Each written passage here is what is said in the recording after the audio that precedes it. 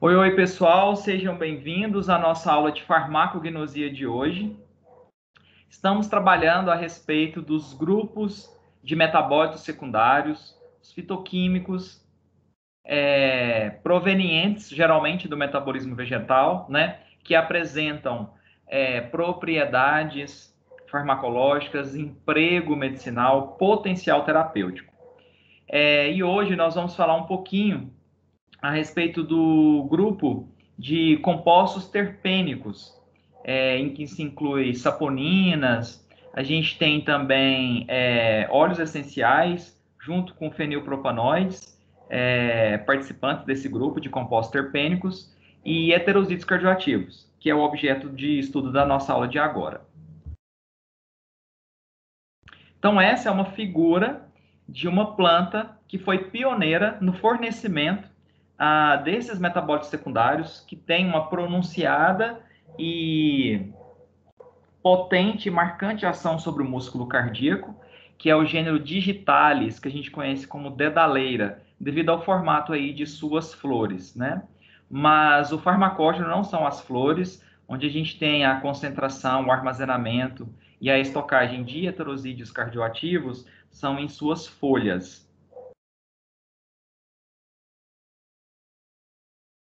Bom, os heterosídeos cardioativos, quimicamente dizendo, no que diz respeito às suas moléculas, eles são de natureza esteroide. Então, nós vamos analisar a molécula de um heterosídeo cardioativo e vocês vão ver que eles têm caracteristicamente aquele esqueleto tetracíclico, que é um conjunto de 4 cadeias fechadas, 4 cadeias cíclicas, 4 anéis de carbono que caracterizam o núcleo esteroide, que inclusive está presente no colesterol, nos hormônios esteroidais. Toda molécula de natureza esteroide tem esse esqueleto carbônico tetracíclico, né? Quimicamente dizendo, é o ciclo pentano peridrofenantreno. Então, alguns esteroides naturais, como é o caso dos heterosídeos cardioativos, apresentam alta especificidade e potente ação sobre o músculo cardíaco. Esses esteroides ocorrem na forma de heterosídeos. Lembrando, os metabólitos secundários ou especiais podem ser encontrados na forma livre, chamados de aglicona ou genina. Quando ligado a moléculas de açúcares, gliconas, eles são heterosídeos ou glicosídeos. Então, esse termo, heterosídeo ou glicosídeo, se refere ao metabólito secundário, chamado de aglicona ou genina, unida a moléculas de açúcar, que é a parte glicona, né? Se você tirar o açúcar, a parte glicona do heterosídeo, o que sobra é o metabólito secundário isolado, chamado de aglicona ou genina. Devido à sua ação farmacológica, com alta especificidade e pronunciada ação sobre o músculo cardíaco, são chamados de heterosídeos cardioativos ou cardiotônicos. Entretanto, a literatura faz uma ressalva para que você não utilize o termo heterosídeo ou glicosídeo cardioativo como sinônimo de heterosídeo ou glicosídeo digitálico. Porque o gênero digitalis, as plantas, conhecidas como dedaleira, foram as pioneiras no fornecimento, ou as primeiras espécies dos quais se isolaram heterosídeos cardioativos. Então, quando você fala heterosídeo ou glicosídeo digitálico, diz respeito apenas aos heterosídeos cardioativos extraídos do gênero digitalis, ou seja, da planta dedaleira. Entretanto, não é só essa espécie que tem heterosídeo ou glicosídeo cardioativo. E aí, os que não são extraídos, isolados, obtidos a partir do gênero digitalis ou da dedaleira, não se utiliza o termo heterosídeo ou glicosídeo digitálico. Se utiliza o termo heterosídeo ou glicosídeo cardioativo, tá? Porque tem outras plantas que fornecem, tem alguns grupos limitados, mas tem de animais que também se pode encontrar esses heterosídeos cardioativos. Então, nesse caso, o ideal não é usar o termo heterosídeo ou glicosídeo digitálico, tá? mas o termo ficou consagrado porque o gênero digitalis, ou a planta dedaleira, ela foi pioneira, né, no fornecimento desse grupo de metabólitos secundários, que são os heterosídeos cardioativos, tá? Então, heterosídeo ou glicosídeo digitálico são heterosídeos ou glicosídeos cardioativos obtidos do gênero digitalis. Na antiguidade, vários povos utilizavam preparações de diversas plantas contendo esses heterosídeos cardioativos como diurético, emético, né, que induz ao vômito, e também como tônico cardíaco.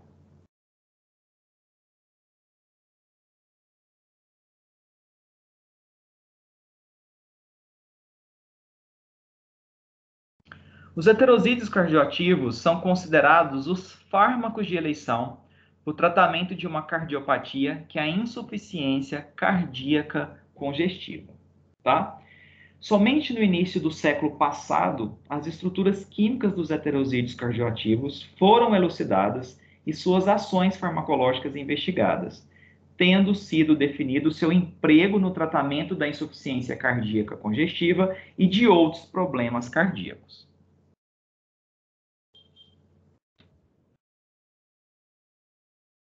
Devido ao alto potencial de toxicidade dos heterosídeos cardioativos, eles também, extratos obtidos a partir de plantas ricos nesse grupo de metabólitos secundários, eram utilizados na África e na Ásia por algumas tribos como base de venenos de flechas para a guerra entre tribos inimigas e também para a caça de animais. Os heterosídeos cardioativos não apresentam uma distribuição muito ampla no reino vegetal, não, tá? Muito menos em outros reinos da natureza.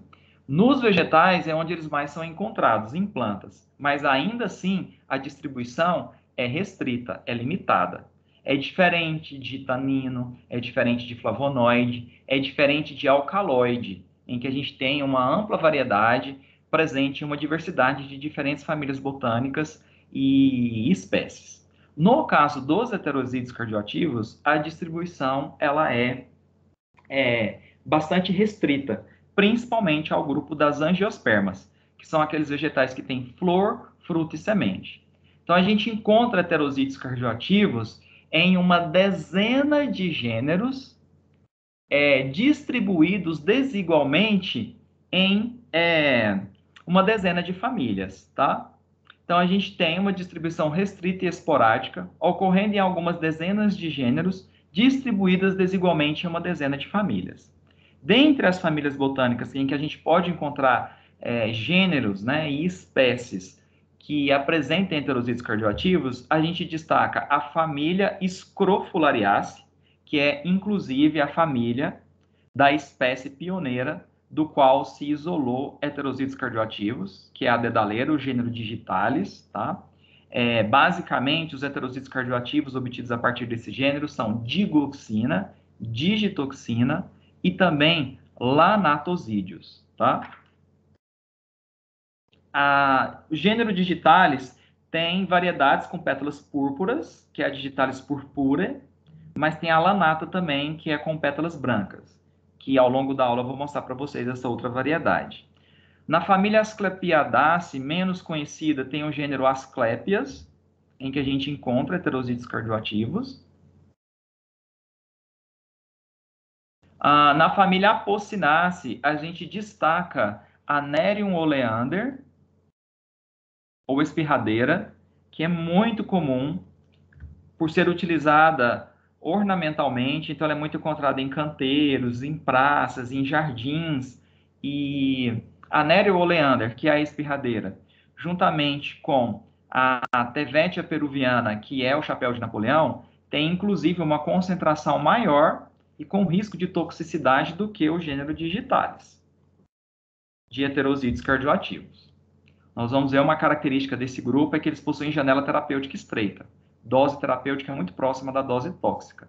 Então, se há espécies em que a concentração desses heterosídeos cardioativos é maior, o risco de intoxicação é bem fácil. E isso acontece para Nerium oleander, que é a espirradeira, essa planta ornamental aqui, e a Tevetia peruviana, que é o chapéu de Napoleão, que também é uma planta ornamental que eu vou mostrar para vocês. Esses outros gêneros, Acocântera, Adenium, Apocynum, Strophanthus, não são muito conhecidas. A Strophanthus gratus é uma outra que a gente vai falar hoje, que fornece a estrofantina, que é um heterosídeo cardioativo também, tá? A gente encontra heterosídeos cardioativos também na família Liliaceae, ou também conhecida como Asphodelaceae, em que a gente destaca essa espécie aí, Urgínia marítima, mas não é conhecida por nós aqui. Na família Ranunculaceae, a gente tem o Eleborus niger, que também tem heterosídeos cardioativos igual a espirradeira e o chapéu de Napoleão, com capacidade de toxicidade, porque a concentração é maior do que no gênero Digitalis. O gênero Adonis aestivalis, essa espécie aí, pertencente à família Ranunculaceae. Na família Brassicácea, a gente tem a mostarda negra, Brassica nigrans. E podemos encontrar também algumas espécies da família Celastrácea, que é a mesma família da Cinnamomum verum, que é a canela. Não que a canela tenha heterosídeo cardioativo. A família Celastrácea é a mesma família da canela. Em algumas leguminosas, que é a família Fabaceae. Na família Moraceae, que é a família da amora, da jaca, do figo, pode ser que se encontre também algumas espécies com heterosídeos cardioativos. E a família Tiliaceae, que são de gêneros muito pouco conhecidos por nós. Então, parecem muitas famílias, mas basicamente são apenas nessas que a gente encontra heterosídeos cardioativos. Se a gente for listar famílias em que são encontrados alcaloide, flavonoide, tanino, passa aqui horas e horas citando quais as famílias. Para heterosídeo cardioativo, não. Porque, como nós vimos, distribuição bastante restrita e esporádica, encontradas em algumas dezenas de gêneros, distribuídas desigualmente em algumas dezenas de famílias botânicas. A gente pode encontrar heterosídeo cardioativo em qualquer órgão da planta, e geralmente eles estão em porcentagens inferiores a 1%, porque, como eu disse, são metabólicos secundários. Apesar de terem um emprego farmacológico, medicinal, terapêutico, com potencial de toxicidade muito elevado, mas, apesar da distribuição ser esporádica e restrita, a gente encontra heterosídeo cardioativo, inclusive em algumas espécies de animais, tá? Em animais, a gente destaca algumas espécies de anfíbios, como sapos do gênero Buphus. Além disso, a gente pode encontrar também em alguns lepidópteros, que são lagartas. Aí, nesse caso, geralmente atuando como veneno ou toxina que serve como proteção contra predadores, tá? No caso dos anfíbios, aquele leite, aquela secreção liberada por eles como veneno, quando eles se sentem acuados ou em uma situação de estresse ou perigo, né? Essa secreção é que geralmente contém o heterosídeo cardioativo. Como eu disse para vocês, eles são tóxicos, né? No caso de lagartas, elas geralmente são provenientes de plantas da família Asclepiadaceae, que servem como fonte de alimentação desses insetos, tá? E podemos também encontrar em alguns coleópteros, né, em alguns besouros, como o gênero Crisolina.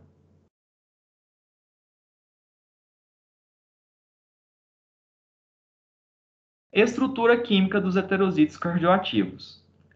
No início da aula eu havia dito para vocês que os heterosídeos cardioativos são de natureza esteroide, né? Então, eles têm aquele anel tetracíclico, são 4 anéis ou 4 cadeias cíclicas de carbono que caracterizam o núcleo esteroide, que é justamente esses anéis aqui, A, B, C e D.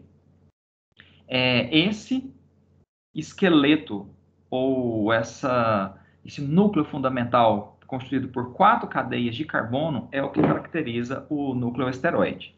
E os heterosídeos cardioativos são esteroides por terem esse esqueleto, né, na sua molécula. Mas não é só o núcleo esteroide, né? Primeiro, nós vimos o seguinte: nós temos heterosídeos cardioativos que estão na forma de glicosídeos ou heterosídeos. Então, nós não temos apenas a parte a glicona ou genina, a gente tem a parte açúcar na molécula. Então, o que determina com que o heterosídeo cardioativo seja um heterosídeo ou um glicosídeo são as moléculas de açúcar, aqui representadas. E aqui a parte não açúcar. Então, o heterosídeo tem uma parte não açúcar, chamado de aglicona ou genina, e uma parte açúcar, chamada de glicona, tá? Então, a parte não açúcar é a aglicona ou genina, que é formada pelo esqueleto tetracíclico característico do núcleo esteroide e essa estrutura aqui, que é um anel lactônico.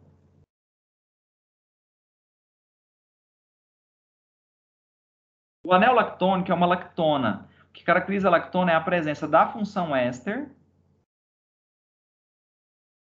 C-O dentro de um anel, tá? Esse anel lactônico, pessoal, ele pode ter 4 ou 5 carbonos, tá? Aqui a gente tem 1, 2, 3, 4. É uma outra parte que eu vou abordar com vocês, mas só aproveitando a figura, quando o heterosídeo cardioativo é extraído de planta, ele tem um anel lactônico com 4 carbonos. Quando ele é extraído de algum animal, igual algum anfíbio, um lepidóptero, um coleóptero, esse anel lactônico, eu vou mostrar para vocês, vai ter 5 carbonos. Então, significa que essa molécula aqui foi extraída de planta, porque tem 4 carbonos o anel lactônico, né? Então, a parte genina ou aglicona possui o esqueleto tetracíclico característico dos esteroides, que é isso aqui. E o elemento que completa a estrutura básica das geninas cardiotônicas é a presença do ciclo ou anel lactônico. As moléculas de açúcar, que a gente chama de OSEs, estão ligadas à agenina, de natureza esteroidal, da hidroxila beta em carbono 3. Então, aqui nós temos a ligação das moléculas de açúcar, a genina de natureza esteroidal, no carbono 3. A hidroxila beta, né? Lembra? A partir do oxigênio a gente numera o carbono, então esse aqui é o carbono 1. Se você passar um plano imaginário aqui, se a hidroxila estiver acima do plano é configuração beta, se estiver abaixo é alfa. Então essa é uma configuração beta, né? Os resíduos de açúcar podem variar de 1 a 4, aqui está representando 3, mas pode ter 1, pode ter 2 e pode ter mais 1, 4, né? Quando a glicose está presente, ela encontra-se sempre na porção terminal, vai ser sempre a última aqui. E esses resíduos de açúcar, que são do tipo hexose, porque tem 6 carbonos, 1, 2, 3, 4, 5, 6, vão estar sempre unidos por ligações beta, porque aqui a hidroxila está acima do plano, né? Unidas por ligações beta 1, 4. Então, ó, o carbono a partir do oxigênio à direita é o carbono 1. Então, carbono 1, 2, 3, 4. Carbono 1, 2, 3, 4. Então, o carbono 1 e o 4 são aqueles que estão envolvidos na ligação, né? Ó, carbono 1, carbono 4. Carbono 1, carbono 4. Carbono 1, e se vier outra molécula de açúcar unida aqui, ela vai estar no carbono 4. 1, 2, 3. Vai estar aqui no carbono 4.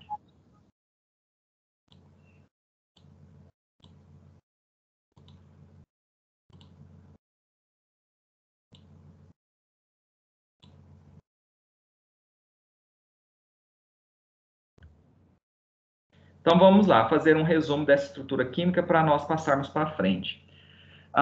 Esses metabólitos secundários, com pronunciada marcante e potente ação no músculo cardíaco, estão na forma de heterosídeos. O que significa isso, professor? São metabólitos secundários que estão unidos a moléculas de açúcares, que são essas aqui. A parte açúcar da molécula é chamada de glicona, e a parte não açúcar é a parte genina ou a glicona. Então, os resíduos de açúcar é a parte glicona, a parte não açúcar é a genina ou a glicona. A genina, ela tem, né, o esqueleto tetracíclico, são 4 anéis de carbono, característico dos esteroides. O elemento que completa a estrutura da genina é o anel lactônico. O anel lactônico é essa função éster dentro de um anel, né? Os resíduos de açúcar vão estar ligados à genina esteroidal no carbono 3, através da hidroxila beta, uma vez que os resíduos de açúcar têm aqui a hidroxila acima do plano. Esses resíduos de açúcar podem variar de 1 a 4, pode ter 1, pode ter 2, pode ter 3 ou pode ter 4. Se tiver a glicose, ela sempre vai ser a molécula na porção terminal. E os resíduos de açúcar estão sempre unidos por ligações beta-1,4, porque envolve o carbono 1. Então, o carbono 1 é sempre aqui à direita do átomo de oxigênio, e o carbono 4. Então, 1, 2, 3, 4. 1, 2, 3, 4. 1, 2, 3, 4. Se tivesse uma outra molécula de açúcar, ela se ligaria aqui.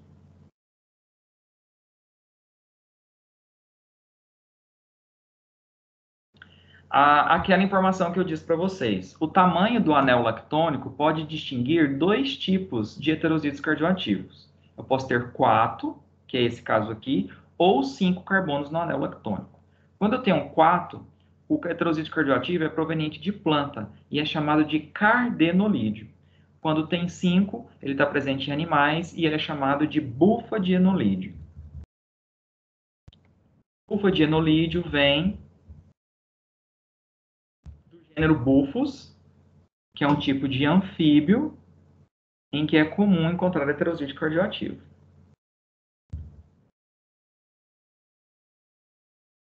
Então, o tamanho do alelo lactônico permite distinguir dois tipos de geninas.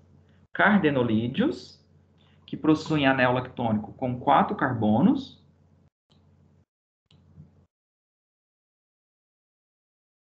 muito encontrados no reino vegetal, e os bufadienolídeos, que terão 5 carbonos no anel lactônico e que está presente e encontrado mais em animais. E o nome bufadienolídeos é derivado do gênero Buphus, né?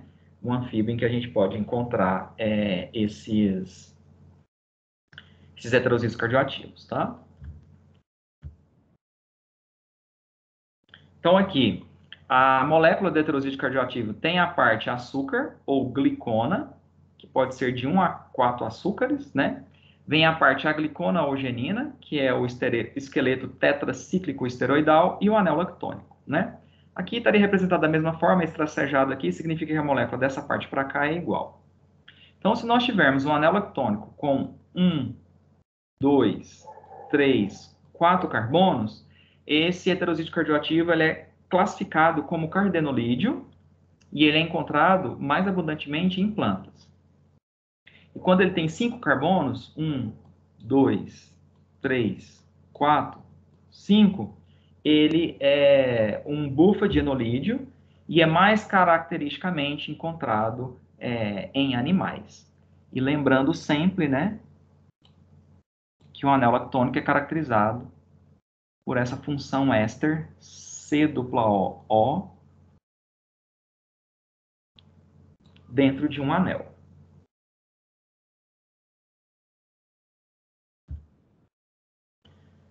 Relação estrutura-atividade.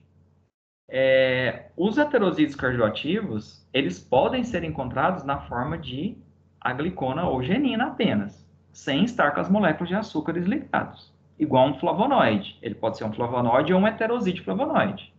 Se o flavonoide estiver ligado a açúcar, é um heterozídeo flavonoide. Tirou o açúcar, ele é só um flavonoide.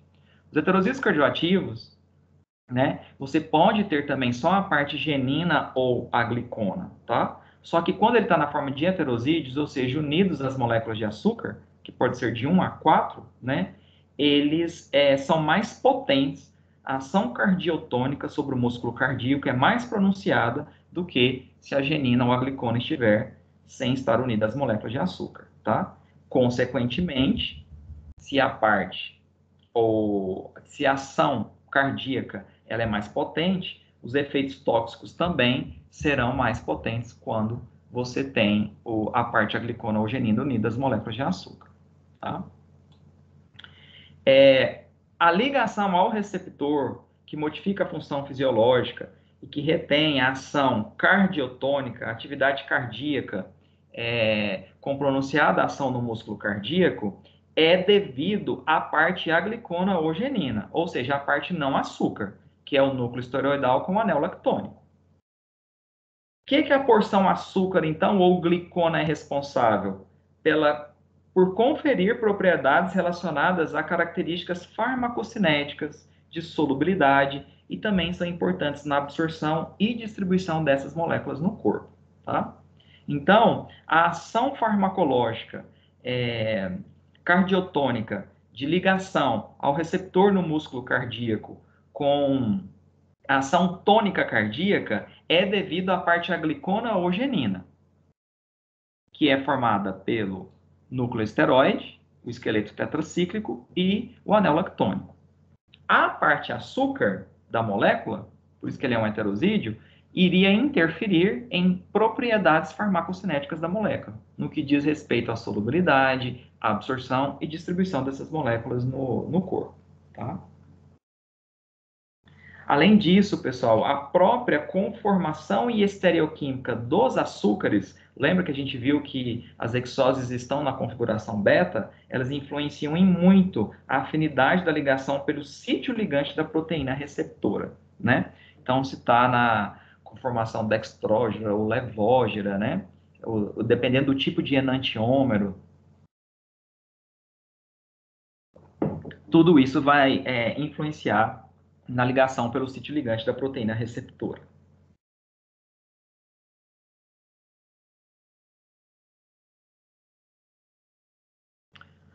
As propriedades físico-químicas da molécula.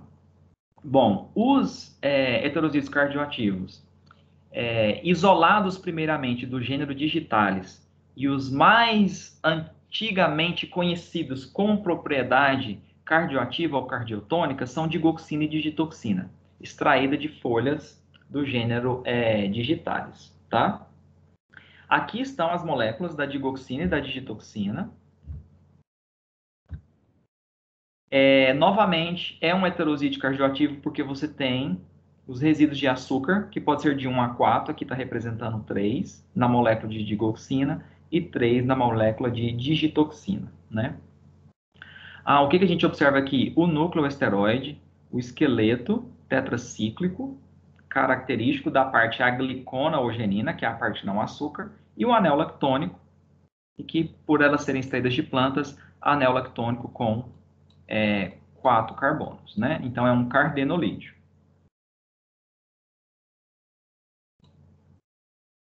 O que modifica a molécula da digoxina e da digitoxina é o número de hidroxilas livres ou suplementares no núcleo esteroide. A digoxina, como vocês podem observar, tem 2 hidroxilas e a digitoxina apenas uma. Então, ali no total da molécula de digoxina, a gente tem 6 hidroxilas, contando com os açúcares, né? 1, 2, 3, 1, 2, 3, 4, 5, 6.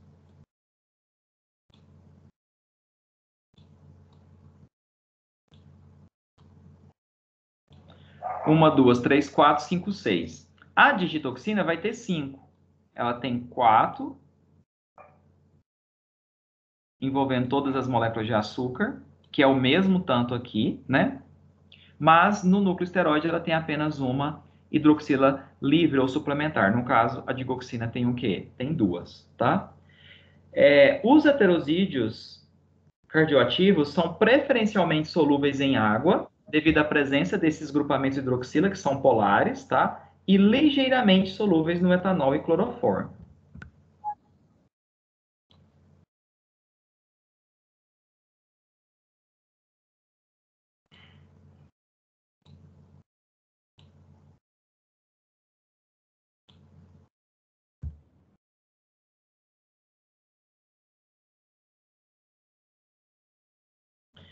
Bom, pessoal, a polaridade da molécula, ela vai ser dependente da presença ou ausência de hidroxilas suplementares, que vão determinar o grau de lipofilia e definem a farmacocinética da molécula, tá? Então, nós acabamos de ver que a molécula de digitoxina, no núcleo esteroide, tem uma única hidroxila livre, né? Então, ela vai ser mais solúvel em solvente orgânico do que a digoxina, como o clorofórmio, Porque quanto menos hidroxila você tiver, menos polar a molécula vai ser. A digoxina, por ter duas hidroxilas livres no núcleo esteroide, ela vai ter uma solubilidade maior em álcool, né, etanol diluído, e também na mistura etanol-clorofórmio, e vai ser pouco solúvel em acetato de etila. Então, a polaridade da molécula vai ser muito dependente do número de hidroxilas que você tem na molécula. E em virtude disso, a molécula de digoxina ela é mais polar do que a de digitoxina, porque ela tem 6 hidroxilas no total. A digitoxina tem 5. Aqui nós temos 2 no núcleo esteroide e aqui a gente tem apenas o quê? Apenas uma.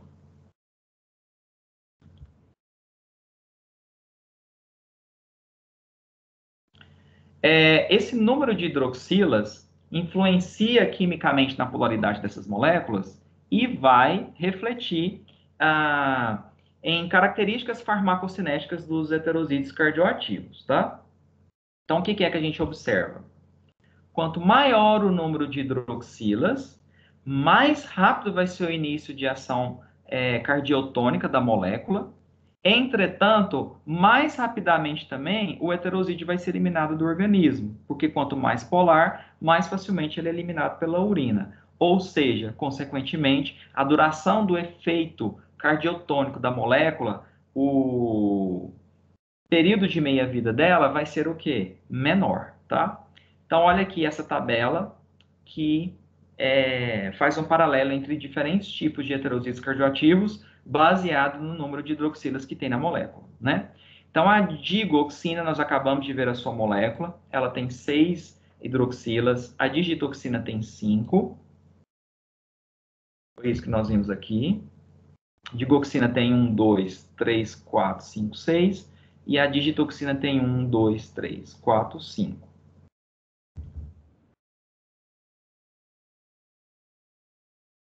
O lanatosídeo, que é também um heterosídeo cardioativo obtido do gênero Digitalis, tem 8 hidroxilas, tá? Ele é bem mais polar. A acetildigoxina tem 5, entretanto, ela tem um grupamento acetil inserido por semissíntese em laboratório e que, apesar de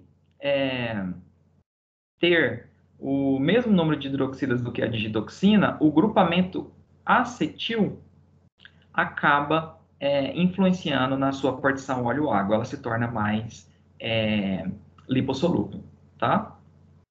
Então, olha lá, pessoal. Quanto maior o número de hidroxilas, mais rápido o início de ação do heterosídeo cardioativo em relação às suas propriedades farmacológicas. Entretanto, menor é a duração do seu efeito e mais rapidamente ele é eliminado do organismo. Essa polaridade influencia muito na absorção também, porque quanto mais polar for a molécula, ou seja, quanto maior o seu número de hidroxilas, menor o seu coeficiente de partição óleo-água. Quanto menor é o coeficiente de partição óleo-água, a solubilidade da molécula em ambientes lipofílicos, lipossolúveis, que é o caso das membranas biológicas, menor vai ser a sua absorção pelo trato gastrointestinal. Então, olha lá, o lanatosídeo, que tem 8 hidroxilas, olha a porcentagem de absorção no trato gastrointestinal, no máximo 40%. A digitoxina pode chegar a 100%, porque eu diminuí 3 hidroxilas, aumentando de 16 para 96 o seu coeficiente de partição óleo-água, tá? Quando atinge a circulação sistêmica, os heterosídeos cardioativos não se acumulam em tecido adiposo, tá? O principal reservatório é o músculo esquelético. Então, a dosagem deve basear na massa magra do indivíduo em relação à sua massa corporal, e não quanto à concentração, né, de gordura no tecido adiposo, tá? Só uma comparação ali entre a digoxina e a digitoxina, levando em consideração isso aqui, ó. Quanto maior o número de hidroxilas, mais rápido inicia-se a ação, entretanto, ela é mais rapidamente eliminada também e a duração do efeito é menor. Então, olha aqui, como a digoxina tem 6 hidroxilas na molécula que nós acabamos de ver, né, o início do efeito dela é mais rápido, entre 1h30 a 6 horas. Olha da digitoxina que tem menos hidroxilas. O início de efeito dela pode se iniciar em 3 horas, aqui inicia em 1h30, tá? Só que quanto maior o número de hidroxilas, mais rapidamente a molécula é eliminada, então a duração do efeito é menor. Digoxina, 4 a 6 horas, e a digitoxina, 6 a 12 horas. Por isso que geralmente a digoxina é mais quando se quer um efeito imediato, numa insuficiência cardíaca com características mais agudas. E quando eu quero uma manutenção do efeito, em casos mais crônicos, usa-se a digitoxina, tá? A digoxina, ela vai ser muito facilmente eliminada na urina, por isso que a duração do efeito dela é menor, porque por ter mais hidroxilas, ela é mais polar, então ela se dissolve bem e é eliminada pelos rins.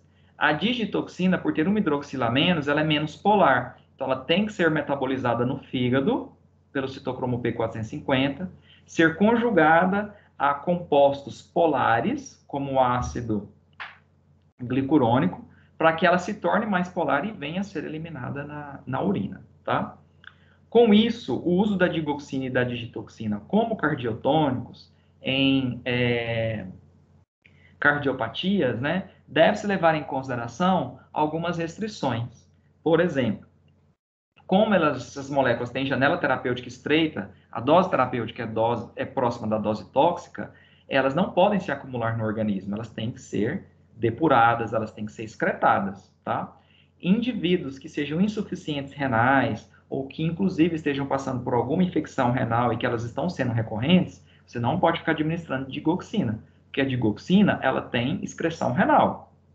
E se você tem um paciente com insuficiência renal ou que constantemente esteja apresentando infecção urinária, os rins não irão depurar, eliminar de maneira adequada a digoxina, e se ela se acumular no organismo, dose terapêutica próxima da dose tóxica, podem ocorrer intoxicações. Já a digitoxina não é indicada para insuficientes hepáticos, em caso de cirrose medicamentosa ou alcoólica, no caso de um quadro de hepatite. Por quê? Porque nós acabamos de ver que a digitoxina necessita de sofrer metabolização e conjugação com ácido glicurônico no fígado para que ela se torne mais polar e aí sim consiga ser eliminada pela urina, tá? Então, nós temos essa advertência aí. Digoxina, por ter excreção renal, não pode ser utilizada por insuficientes renais. Digitoxina, por depender de metabolização hepática para ser eliminada, não pode ser utilizada por pacientes com insuficiência hepática.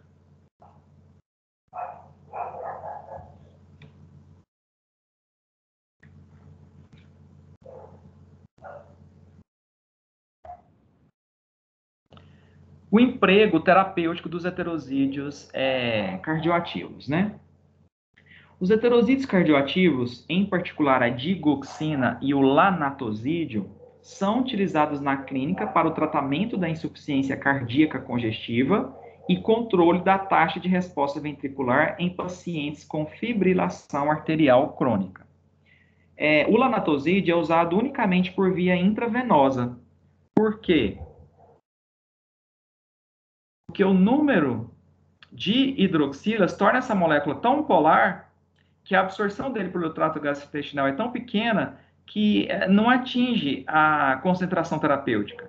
Você precisa aplicar intravenosamente para não ter a necessidade de passar, né, por membranas biológicas, pelo intestino para ser absorvido, porque o coeficiente de partição óleo-água dele é muito baixo, tá? Por isso que ele só é utilizado intravenosamente.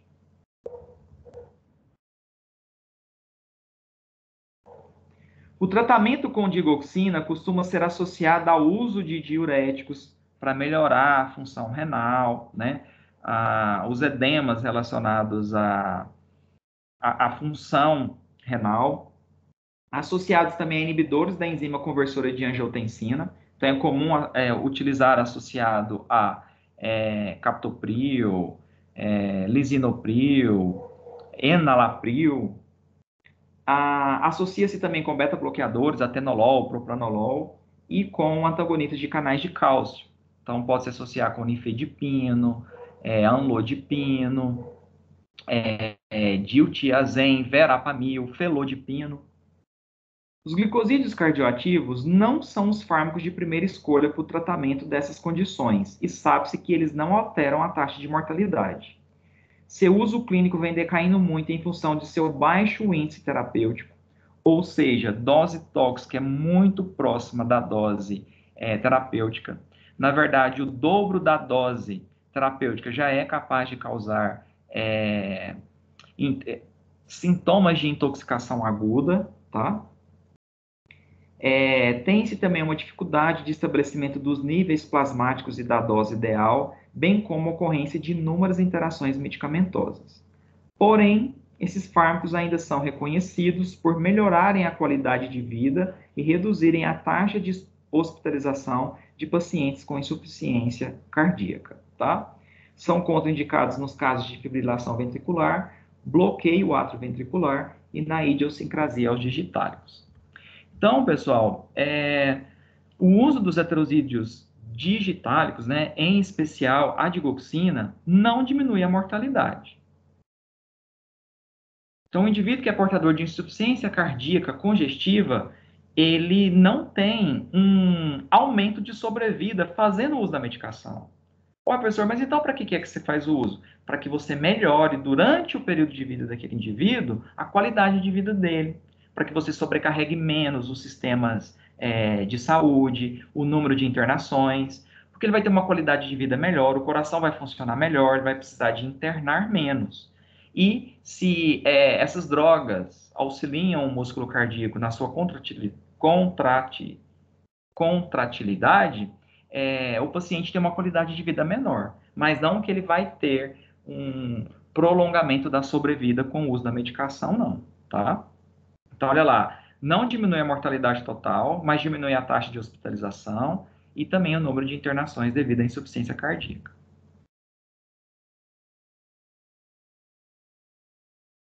O que é essa insuficiência cardíaca congestiva?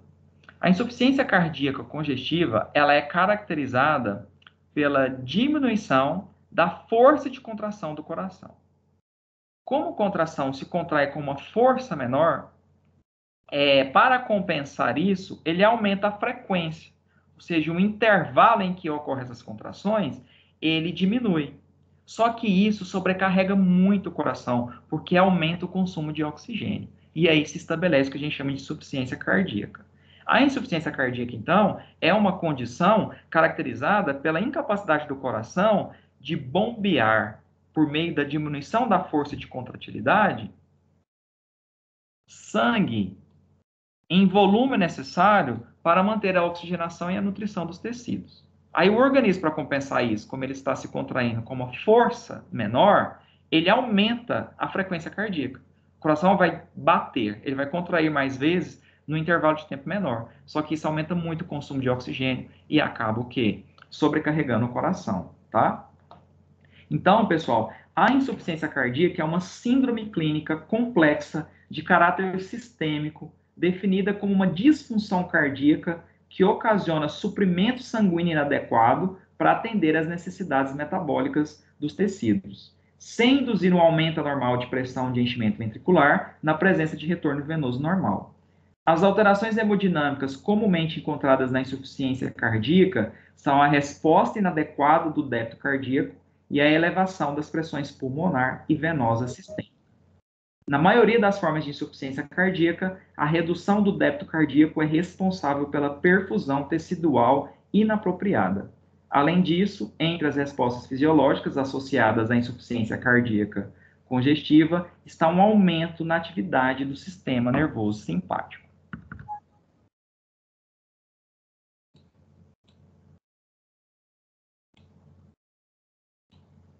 Os heterozídeos cardioativos, então, seriam úteis na insuficiência cardíaca congestiva, porque eles atuariam sobre a contratibilidade,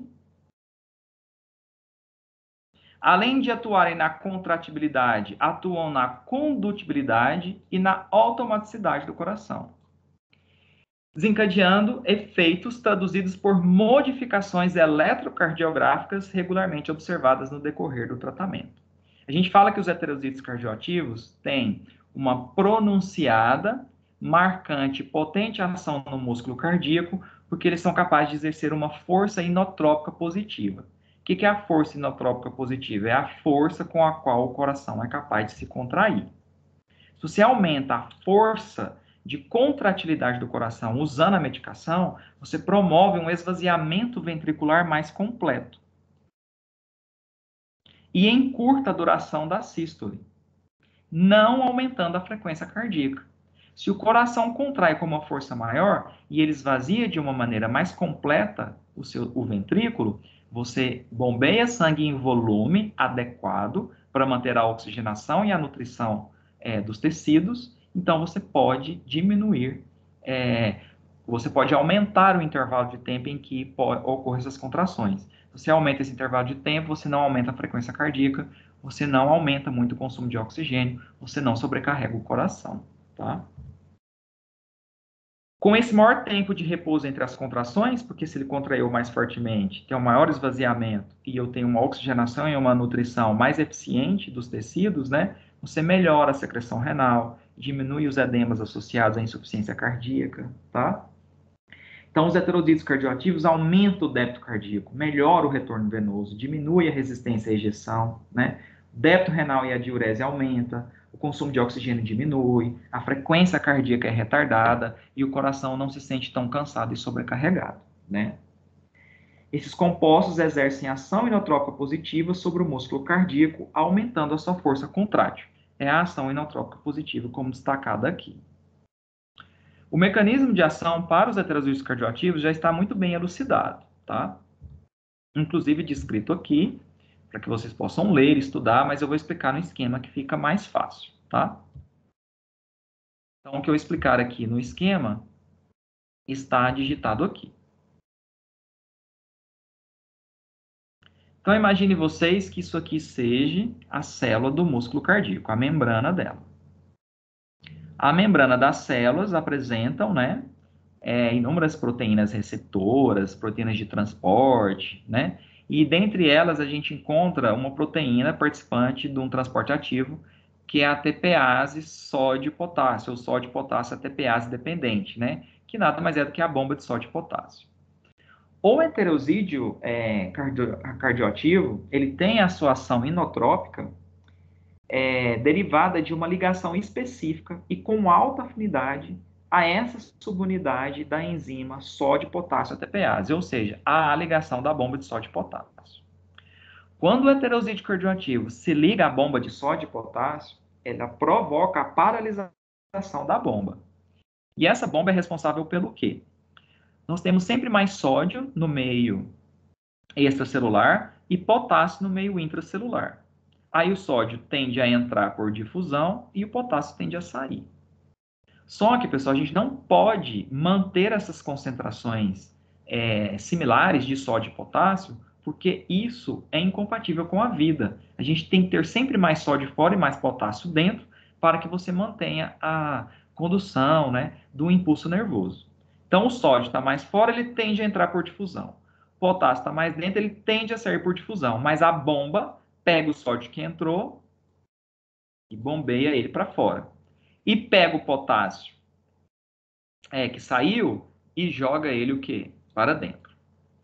E aí, com isso, o sódio que entra, a bomba joga para fora. O potássio que sai, a bomba joga para dentro. Eu mantenho sempre uma concentração de sódio maior fora do que dentro. E mais potássio dentro do que fora. Então, tenho mais sódio no meio extracelular e mais potássio no meio intracelular. Só que o que o heterozídeo cardioativo faz? Bloqueia a bomba de sódio e potássio. Ao bloquear ou paralisar a bomba de sódio e potássio, o que vai acontecer? Eu não bombeio mais sódio para fora. A concentração de sódio no meio intracelular, ou seja, dentro da célula do músculo cardíaco, vai aumentar. Com essa inibição e o aumento dos níveis intracelulares de sódio, né, modula uma atividade de um carreador de membrana envolvido nas trocas de íon cálcio por íon sódio, promovendo uma elevação considerável dos níveis intracelulares de cálcio por influxo ou pela mobilização dos reservatórios sarcoplasmáticos. Então, o que acontece, pessoal? Quando a bomba de sódio e potássio está funcionando normalmente, para que a concentração de sódio não fique tão pequena no meio intracelular, porque a bomba está sempre jogando para fora, eu tenho uma outra proteína, tá? que atua como uma carreadora que troca sódio por cálcio. Então, quando a bomba está funcionando normalmente, a concentração de sódio no meio intracelular fica baixa, ela pega sódio e joga um pouco para dentro e pega cálcio e joga o quê? Para fora. Isso quando a bomba está funcionando normalmente. Como eu paralisei a bomba e eu aumentei a concentração dos íons sódio, essa proteína carreadora, ela vai fazer o contrário.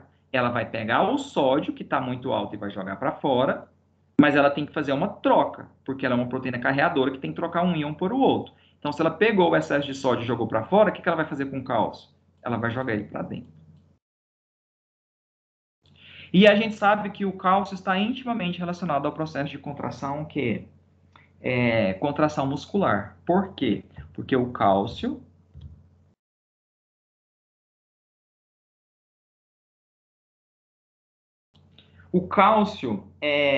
ele é capaz de interagir com as miofibrilas de troponina.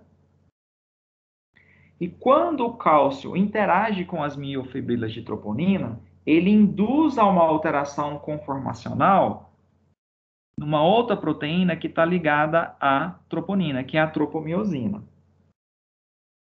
Essa alteração conformacional na tropomiosina libera o sítio de ligação da actina para a miosina. E que a gente sabe que são proteínas contráteis ou de motilidade, que quando se ligam umas às outras, promovem o quê? A contração miocárdica ATP dependente, né? Então, o mecanismo de ação do heterosídeo cardioativo, já bem elucidado, é esse. Resumindo, na membrana do músculo cardíaco, nós temos a bomba de sódio e potássio, ou bomba sódio-potássio ATPase, em que o heterosídeo cardioativo se liga, paralisando essa bomba. Ao paralisar a bomba, eu não jogo mais sódio para fora, e aí a concentração de íon sódio no meio intracelular aumenta. Eu tenho uma proteína moduladora que troca sódio por cálcio. Como a quantidade de sódio aumentou muito, ela joga sódio para fora, mas é uma proteína que tem que fazer uma troca. Se ela jogou sódio, ela joga um outro íon, que no caso aqui é o cálcio, para dentro, para fazer a troca, um para fora, um para dentro. O cálcio, ele vai interagir com a troponina. A interação do cálcio com troponina induzirá uma alteração conformacional na tropomiosina, porque quando eu não tenho essa alteração conformacional, o sítio de ligação da actina está bloqueado pela tropomiosina. Cálcio ligado à troponina, eu induzo a uma alteração conformacional na tropomiosina e a miosina vai ter o seu sítio de ligação na actina liberado. Quando elas se ligam, são proteínas contráteis ou de motilidade, que deslizam umas sobre as outras e promove a contração do músculo cardíaco, que então fica ativado.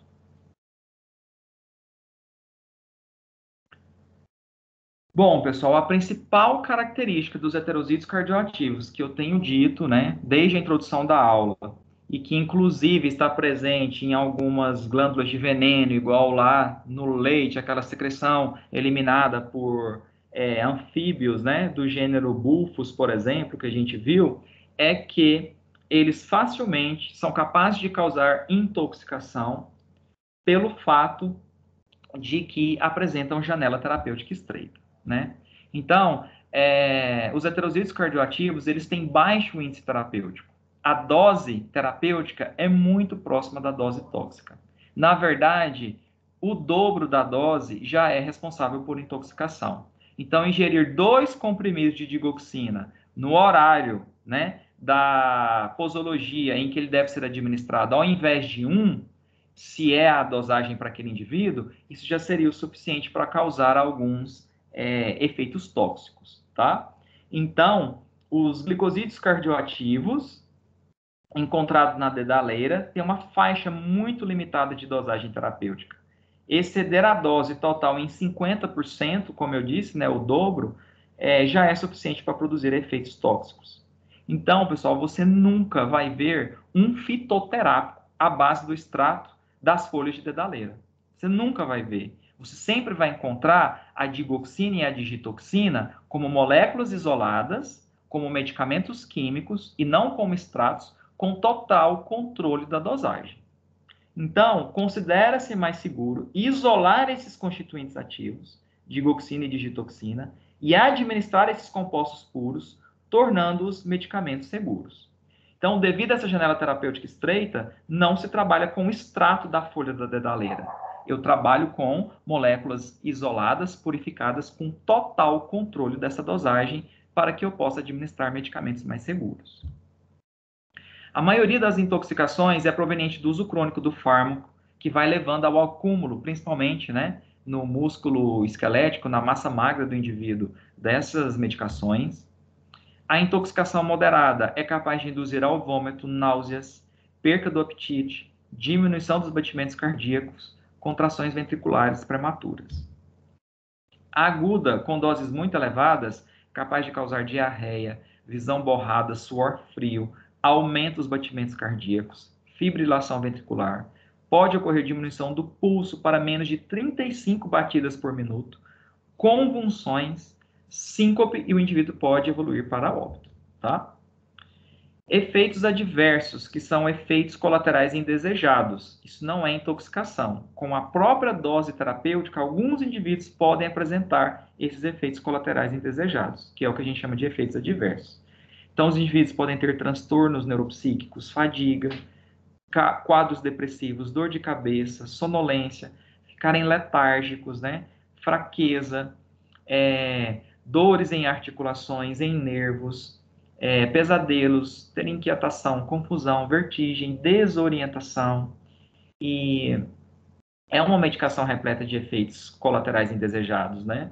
Mas, para que o paciente tenha uma qualidade de vida melhor, apesar de não diminuir a mortalidade, como eu disse no início, porque a insuficiência cardíaca é uma enfermidade, né? É uma condição sistêmica e bastante complexa, e ela é, inclusive, uma complicação da hipertensão arterial. Por isso que se preocupa tanto em manter os níveis pressóricos com o uso de medicações antihipertensivas normais, porque hipertensão evolui, né, para AVCs, para insuficiência cardíaca, para lesões na retina, para insuficiência renal, tá?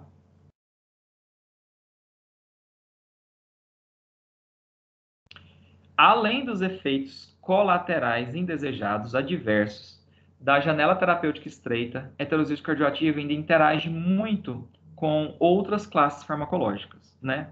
Então, se o indivíduo faz uso de algum beta-bloqueador, atenolol, propranolol, como antihipertensivo, por exemplo, pode haver bradicardia excessiva, ou seja, diminuição no número dos batimentos cardíacos. Fármacos depletores de potássio, como são casos dos diuréticos tiazídicos, como hidroclorotiazida, tem um aumento na possibilidade de toxicidade do heterosídeo digitálico, né, digoxina ou digitoxina, causada pela hipopotassemia.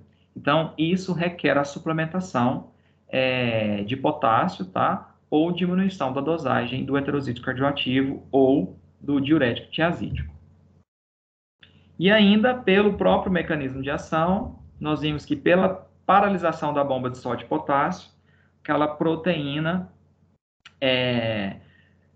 modeladora, né? Aquela proteína carreadora que é capaz de fazer a troca, né, do íon sódio por cálcio, ela aumenta muito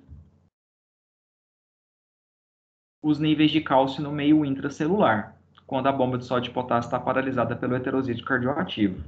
Então, o uso de leite, derivados, né, laticínios, não é indicado, tá? Por quê? Porque você pode ter uma hipercalcemia, uma concentração muito elevada de cálcio nas células do músculo cardíaco, que pode potencializar os efeitos cardíacos do heterosídeo cardioativo. Drogas vegetais clássicas em que nós podemos encontrar os heterosídeos cardioativos.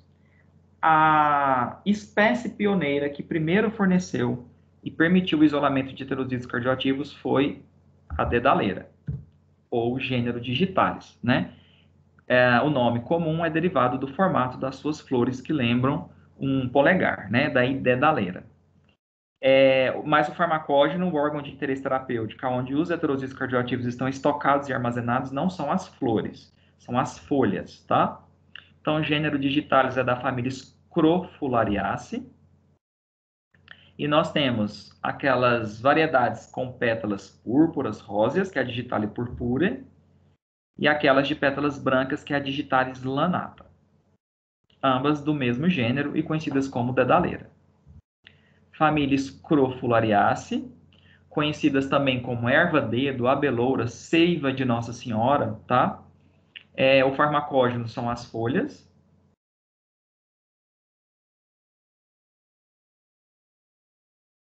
E a gente vai encontrar na planta flavonoide, quinonas do tipo antraquinonas, saponinas, mas os heterosídeos cardioativos são os metabólitos secundários de maior interesse e relevância para essas espécies, tá? Da Digitalis purpurea, que é a variedade de pétalas róseas, né, ou arroxeadas, que seja, das suas folhas a gente extrai a digitoxina. E da Digitalis lanata, que é a variedade de pétalas brancas, das suas folhas a gente extrai, além de digitoxina, a digoxina e também ela é muito rica em lanatosídeos, que é também um grupo de heterosídeos cardioativos encontrados no gênero Digitalis. Então, é um glicosídeo digitálico, né? Na Digitalis purpurea tem também gitoxina e gitaloxina, mas o de maior importância é a digitoxina. E na lanata, a digitoxina, a digoxina e os lanatosídeos. Diversas apresentações comerciais contendo digoxina, né, ou digitoxina. A dosagem é bem baixa, tá vendo? 0,25 miligramas. Mas lembrando, na forma de compostos puros, isolados, com total controle da dosagem, você nunca vai ter um medicamento fitoterápico com extrato de digitalis lanata, por exemplo, porque a janela terapêutica estreita, né, o baixo índice terapêutico faz com que o risco de intoxicação seja muito grande. Então, você tem por via oral, para uso injetável, né?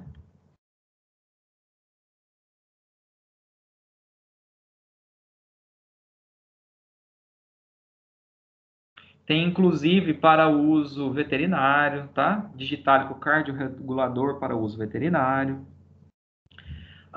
Por semissíntese em laboratório, já foram produzidas algumas moléculas utilizando a digoxina, né, como protótipo, que é o caso do Lanitop, que inseriu um grupamento metil, aí você tem a metildigoxina, e aí o grupamento metil acaba fazendo com que o início de ação seja mais rápido, né? Então, a química farmacêutica leva a algumas alterações para melhorar a relação estrutura-atividade e você chegar a um objetivo que se queira, ou início de ação mais rápida, ou em relação a ação farmacológica mais potente, ou em relação à biotransformação da molécula, né?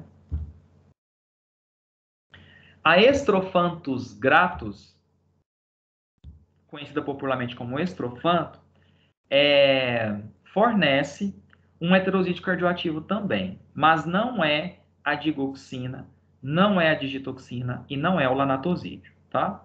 Então, a Estrophanthus gratus, da família Apocynaceae, que é a mesma da espirradeira, Nerium oleander, utiliza como farmacógeno as suas sementes, é onde os heterosídeos cardioativos estão estocados e armazenados, devido ao alto grau de toxicidade, já foram muito utilizadas, né, por tribos africanas para preparar flechas envenenadas, no caso de guerra e para caça também.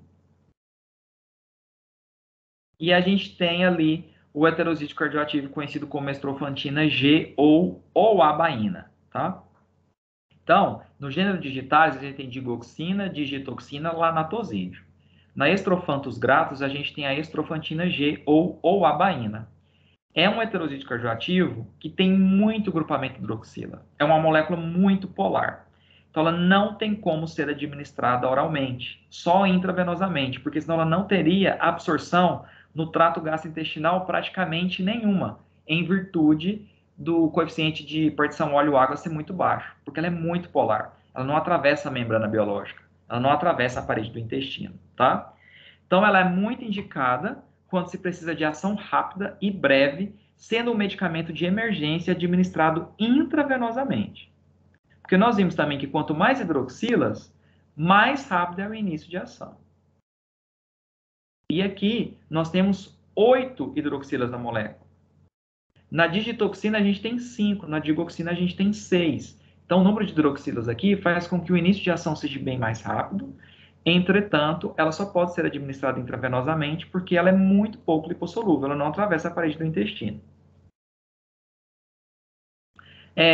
Você usa ela com início de ação rápida, geralmente em casos de emergência e urgência, para insuficiência cardíaca aguda, tá? Não naqueles casos crônicos que você necessite manutenção do efeito.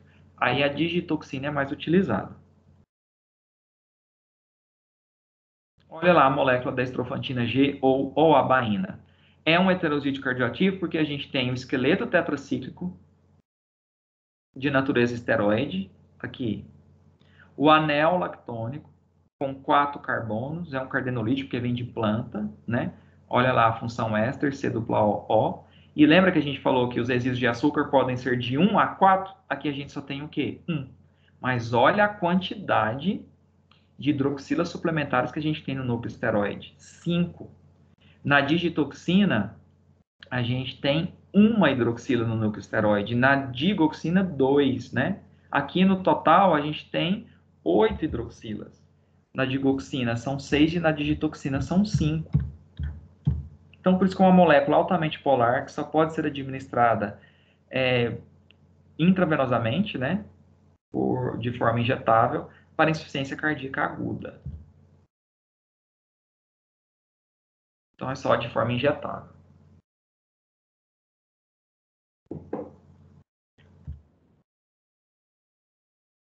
Bom, existem outras espécies, além dessas, fornecedoras de heterosídeos cardioativos e até mais potentes do que as espécies de digitalis.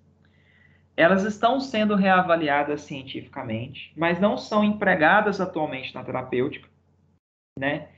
Sendo seu uso popular totalmente desaconselhado em função de sua toxicidade. Então, pela dificuldade de obtenção de produtos padronizados com total controle da dosagem,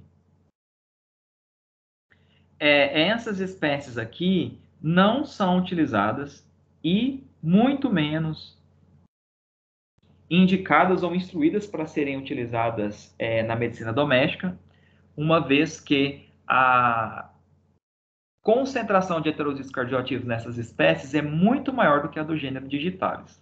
E no gênero digitalis, ainda assim eu não uso a planta, você não usa chá da folha nem nada, você tem que utilizar o medicamento químico com a molécula isolada e total controle da dosagem. Essas aqui, elas têm alto potencial de toxicidade. Nós destacamos a Nerium oleander, ou espirradeira, que é muito comumente encontrada em praças, em jardins, porque ela é ornamental, né? Tem essas flores muito atrativas do ponto de vista estético, e estão aí livremente e que podem causar intoxicação grave, tá? Ela é originária da região do Mediterrâneo, secreta um látex amargo e muito tóxico, porque é muito rico em heterosídeos cardioativos, né? As folhas têm 1,5 de cardenolídeos. Lembra que lá nas outras a gente tinha menos de 1% da concentração, daí o risco de intoxicação. Já foram relatados, né, descritos nos registros médicos, crianças que se contaminaram inadvertidamente por utilizarem os galhos da planta como espetinho para assar carne. E olha que o caule, né, não é o farmacógeno. A folha que tem maior concentração. E ainda assim já foi descrito esses casos de intoxicação, porque a concentração deles é bem alta. Então ela tem um látex amargo e muito tóxico. Outra, né, que está sendo reavaliada cientificamente, que tem heterosídeos cardioativos com potencial de causar toxicidade, porque é uma elevada concentração, é o chapéu de Napoleão, conhecida como Tevetia peruviana. O nome é derivado do formato da flor, né? Então, a Tevetia peruviana, ela possui sementes muito ricas em cardenolídeos ativos, que são os heterozídeos cardioativos obtidos de planta, né? Com 4 carbonos no anel lactônico. O látex da planta, por ter essa toxicidade, já foi muito utilizado como veneno para flecha, assim como a estrofantina G que a gente viu, né? Sendo empregada ainda como veneno para peixes, como inseticida e também como bactericida, que é altamente tóxico mesmo. E uma última espécie com alta concentração de heterozídeos cardioativos e com alto risco de toxicidade é o eléboro negro, Eleborus niger. Ele é chamado de eléboro negro porque o farmacógeno é um rizoma, tá? Tipo do gengibre, né? Aquele caule subterrâneo que tem uma cor enegrecida. Olha lá. É um rizoma de cor enegrecida. Por isso é léboro negro, ou o nome científico é Leborus niger, né? E o heterosídeo cardioativo presente nessa planta, cuja estrutura química já foi elucidada, é a eleborina. Então, geralmente, quando você tem uma molécula isolada pela primeira vez de uma determinada espécie, o nome da molécula é derivado do nome científico da planta, Eleborus niger, eleborina, né?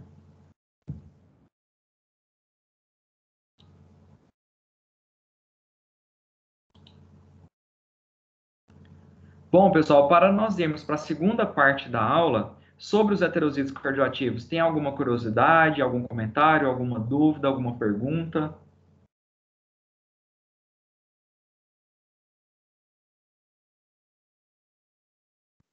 No momento, não. Vou finalizar a gravação então, para que a gente possa ir para a segunda parte, tá bom? Obrigado pela atenção, pessoal.